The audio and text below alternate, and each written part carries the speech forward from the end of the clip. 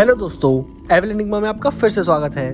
दोस्तों, मिस्टीरियस और weird adventures हमारी अर्थ पर बहुत हुए, जिनका रिकॉर्ड सिर्फ इन्वेस्टिगेशन फाइल्स में है और असल में वहाँ क्या हुआ किसी को नहीं पता और उस गुत्थी को सब अपने अपने एंगल से सॉल्व करने की कोशिश करते हैं, पर एक्चुअली कोई भी थ्योरी उस इंसिडेंट पर फिट नहीं बैठती, इसलिए वो जगह और उससे रिलेटेड इंसिडेंट अनसॉल्व्ड और मिस्ट्री बनकर रह जाते हैं।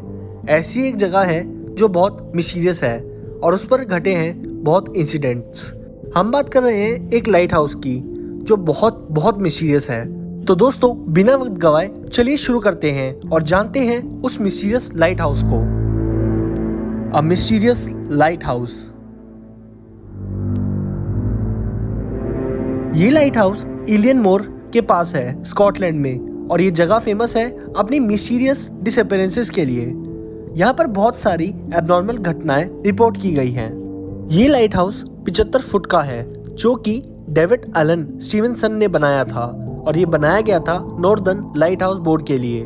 सबसे पहले जानते हैं लाइट हाउस का काम क्या होता है। लाइट हाउस का काम होता है बोट्स शिप्स को सिग्नल देने का कि कहाँ वाटर में डेंजर एरियाज हैं। साथ ही नेविगेशन का काम होता है लाइट हाउस का। ये लाइट हाउस एक टावर होता है जिसके ऊपर एक ब्राइट लाइट लगी होती है। ये लाइट हाउस बदनाम है यहाँ गायब हुए वर्कर के लिए। सबसे पहला किस्सा सामने आया सन 1900 के दिसंबर के महीने में, जब आर्क्टर नाम का स्टीमर इस लाइट हाउस के पास से गुजर रहा था। इस स्टीमर के कैप्टन ने देखा कि लाइट हाउस वर्क नहीं कर रहा, जबकि रूल के हिसाब से लाइट हाउस हमेशा वर्किंग होना चाहिए, क्योंकि आइलैंड्स पर लाइट हाउस का काम एक तरह से ट्रैफिक सिग्नल की तरह होता है जो शिप्स को इंडिकेट करता है। अब ये चीज कैप्टन ने लाइट हाउस की एजेंसी को कन्वे की। क्योंकि लाइट हाउस पर वर्कर और इनकी मेंटेनेंस एजेंसी के थ्रू होती है, तो सारी रिस्पॉन्सिबिलिटी ऐसी एजेंसीज की होती है। साथ में लाइट हाउस की मेंटेनेंस भी एजेंसी के थ्रू ही की जाती है। एजेंसी को जब ये बात पता चली तो वो हैरान हो गई, क्योंकि एजेंसी ने एक हफ्ते पहले ही 3 वर्कर को इस लाइट हाउस की ड्यूटी के लिए अलॉट किया था और वो लाइट हाउस पहुंच गए थे। 3 लोगों को तैनात किया गया था इस लाइट हाउस की रखवाली के लिए, जो थे विलियम मैकार्थर, थॉमस मार्शल और जेम्स डुकाट।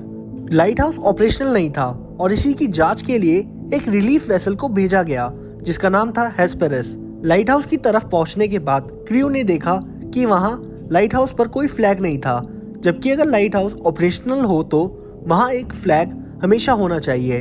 इस रिलीफ वेसल में कैप्टन का नाम था जेम्स हार्वे। इन्होंने कई बार लाइट हाउस पर रह रहे कीपर को सिग्नल दिया जिससे वो बाहर आकर देखे और अपनी कुछ सूचना दे, इसलिए कैप्टन हार्वे ने फ्लेयर चलवाई, जिसके बाद भी कोई रिस्पांस नहीं आया। फिर लास्ट अटेम्प्ट के लिए कैप्टन ने जोर जोर से शिप का हॉर्न बजाया, पर तब भी कोई रिस्पांस नहीं आया। आखिरकार कैप्टन और क्रू को लाइट हाउस के आइलैंड पर उतरना पड़ा। जब वो लाइट हाउस के पास पहुंचे तो उन्होंने देखा कि कुछ भरी हुई सप्लाई क्रेट्स बाहर रखी हुई थी, जबकि वहाँ खाली सप्लाई क्रेट्स होनी चाहिए थी। और फिर कैप्टन हार्वे और उनके साथ एक क्रू मेंबर आइलैंड पर घूमने लगे। वहां उस टीम के अलावा और कोई नहीं था। वो आइलैंड पूरा सुनसान था और पानी बार बार पत्थरों से टकरा रहा था। उस शोर की गूंज पूरे उस आइलैंड पर थी। लाइट हाउस के अंदर जाने के दोनों एंट्रेंस अंदर की ओर से बंद थे। बहुत देर तक खटखटाने के बाद इसके एंट्रेंस तोड़े गए और अंदर कोई नहीं मिला। अंदर का माहौल कुछ यूं था कि लैंप की दोनों रिफिल्स साफ करके रखी गई थी। दोनों घड़ी बंद हो गई थी।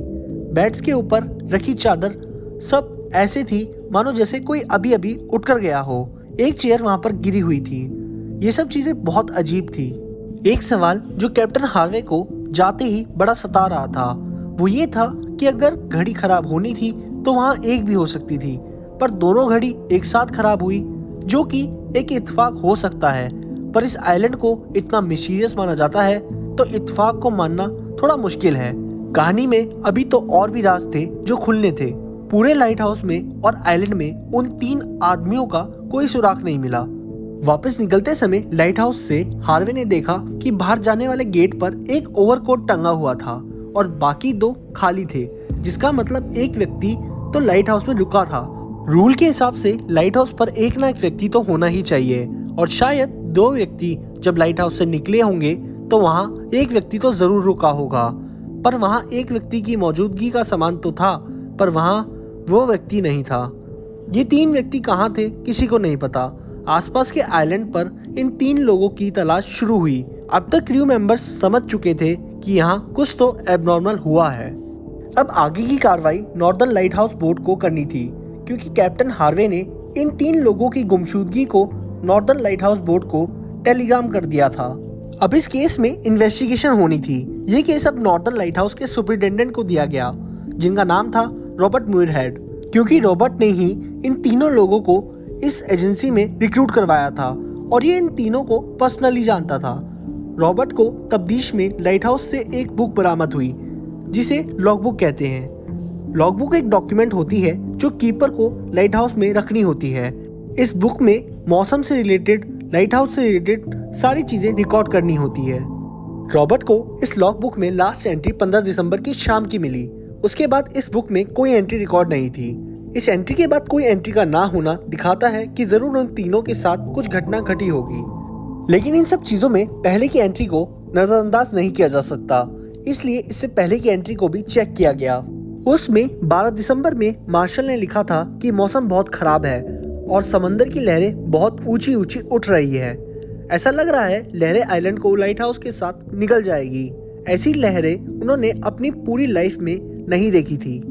साथ ही लॉगबुक में अपने एक पार्टनर यानी जेम्स डुगार्ट के बारे में लिखा था कि आज वो बहुत अजीब बिहेव कर रहे हैं और वो बहुत गुमसुम भी है। साथ ही विलियम बहुत रो रहे हैं। इन तीनों की कहानी लॉगबुक में पढ़कर ऐसा लगता है जैसे मानो तीनों ने अपनी मौत को देख लिया था। पर 13 दिसंबर को मार्शल ने लिखा था कि अब सब अंडर कंट्रोल लग रहा है और माहौल भी कल से सुधरा हुआ है, पर लहरें अभी भी उठ रही है। और 15 दिसंबर तक ये लिखा गया कि अब सब शांत है, पर लहरें शांत होने का नाम नहीं ले रही। 12 दिसंबर को जो भी बातें मार्शल ने लिखी उससे रॉबर्ट को बहुत अजीब लगा, क्योंकि वो तीनों को पर्सनली जानता था और तीनों बहुत स्ट्रांग थे और वो इन सब चीजों से डर गए। ये बात रॉबर्ट के लिए बहुत अजीब थी। अब जो सबसे बड़ा ट्विस्ट आप लोगों के लिए आने वाला है, उसे सुनकर आप लोगों के रोंगटे खड़े हो जाएंगे। विलियम के अकॉर्डिंग 12 दिसंबर को बहुत अजीब मौसम था और लहरें बहुत ऊंची ऊंची उठ रही थी। इन बातों को क्रॉस चेक करने के लिए रॉबर्ट ने आसपास ट्रैवल करने वाली शिप से इस बारे में पता किया, पर आसपास की शिप्स ने आसपास के आइलैंड पर ऐसी कोई भी वेदर कंडीशन रिपोर्ट ही नहीं की थी। यानी सब कुछ सही था 12 दिसंबर को, और ना ही मौसम विभाग ने इस बारे में कुछ ऐसा बताया। उनके हिसाब से भी कोई भी वेदर कंडीशन या वेदर चेंजेस नहीं थे इस आइलैंड के पास। तो 12 दिसंबर को जो भी हुआ वो सिर्फ इन 3 लोगों के साथ हुआ। ये एक बहुत बड़ा सवाल बन गया था रॉबर्ट के लिए भी, आपके लिए भी और हमारे लिए भी। इस आइलैंड का नाम एक प्रिस्ट के नाम पर रखा गया है। ये आइलैंड शुरू से ही अनलकी माना जाता है, क्योंकि यहाँ कभी कोई रहने नहीं आया। शुरुआत में यहाँ एक आबादी रहने आई थी, पर कई मुसीबतों का सामना उन्हें करना पड़ा और वो यहाँ से अचानक से रातों रात चले गए और उनका आज तक कुछ पता नहीं चला। इस आइलैंड पर कई बार एबनॉर्मल घटनाएं नोटिस की गई है। एक बार एक शिप ने इस आइलैंड पर एक फिगर देखी थी, लेकिन वो करीब आते आते गायब हो गई। और फिर एक बहुत बड़ी घटना ये डिसअपियरेंसेस वाली बनी, जिसमें ये 3 लोग गायब हो गए। इस आइलैंड को शुरू से ही भूतिया माना जाता है, क्योंकि यहाँ ऐसा एक अजीब सा वेदर महसूस किया गया है जो सिर्फ इस आइलैंड पर ही होता है। इन घटना पर कई थ्योरीज बनी और उनमें से कुछ थ्योरी यूं थी कि 15 दिसंबर को फिर से वेदर खराब हुआ होगा और एक कीपर यहाँ रुका होगा और बाकी 2 कीपर यहाँ से निकल गए होंगे, और मौसम अच्छा ना होने की वजह से शायद वो 2 कीपर पानी में डूबकर मर गए होंगे। लेकिन फिर सवाल यही उठता है कि आखिर लाइट हाउस अंदर से बंद कैसे था? अगर लाइट हाउस अंदर से बंद था तो अंदर कोई भी क्यों नहीं था?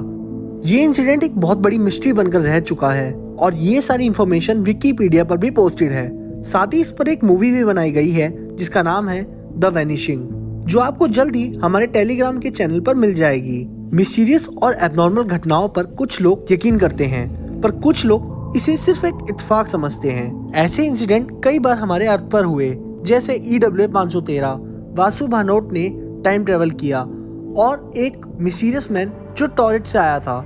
ये सारी कहानियाँ आपको हमारे चैनल पर मिल जाएगी। आप लोगों के लिए एक सवाल, आप लोगों को क्या लगता है, क्या ये सच में आइलैंड भूतिया है? क्या लाइट हाउस में कोई ऐसी गतिविधियां होती है जो नॉर्मल नहीं एबनॉर्मल है? हमें कमेंट में जरूर बताएं।